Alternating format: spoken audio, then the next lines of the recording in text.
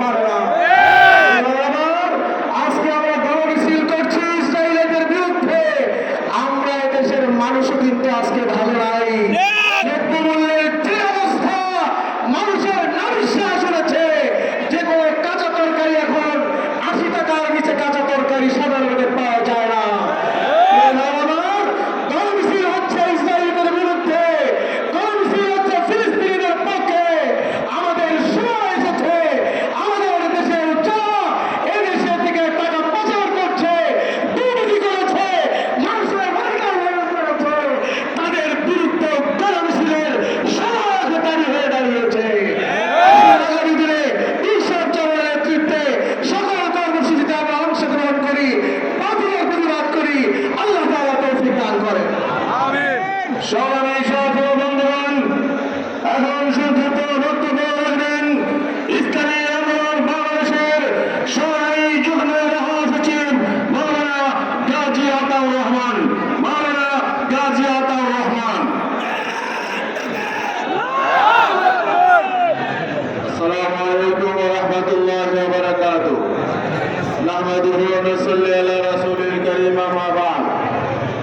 ইসলামী আন্দোলন বাংলাদেশ কর্তৃক আয়োজিত আজকের এই গণমিছিল পূর্ব সমাবেশের মহতারাম সভাপতি, ইসলামী আন্দোলন বাংলাদেশের মহতারাম আমির হযরত পীর সাহেব হুজুর চরমনাই, ইসলামী আন্দোলন বাংলাদেশের কেন্দ্রীয় নেতৃবৃন্দ, সাংবাদিক বন্ধুগণ ও সমাগত বিক্ষুব্ধ ভাইয়েরা আমার, আজকে আমরা কেন রাজপথে অবতীর্ণ হয়েছি, আজকে বিশাল গণমিছিল কেন অনুষ্ঠিত হচ্ছে তা আপনারা ইতিমধ্যে আপনারা জানতে পেরেছেন, উপলব্ধি করেছেন। বন্ধুগণ, আজকে আমরা মুসলিম উম্মাহ, গোটা মুসলিম উম্মাহ আজকে আমাদের হৃদয় রক্তক্ষরণ হচ্ছে। হাদিসের ভাষায় রাসূল বলেছেন, মুসলমানরা একটা দেহের মতো। অতএব আজকে মুসলিম বিশ্বের একটি অংশ যখন আঘাতপ্রাপ্ত হয়েছে, আজকে নির্যাতিত হচ্ছে, তখন আমরা মুসলিম উম্মাহর অংশ হিসাবে আমরা চুপচাপ বসে থাকতে পারি না। আজকে আমরা লক্ষ্য করছি দীর্ঘদিন যাবৎ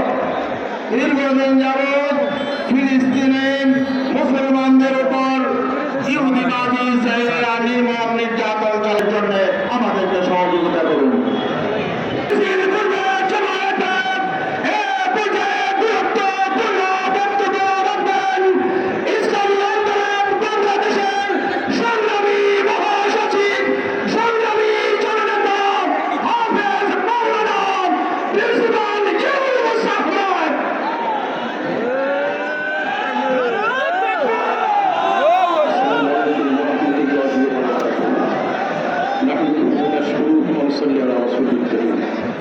ইসলামী আন্দোলন বাংলাদেশ আয়োজিত আজকের গণমিছিল সমাবেশের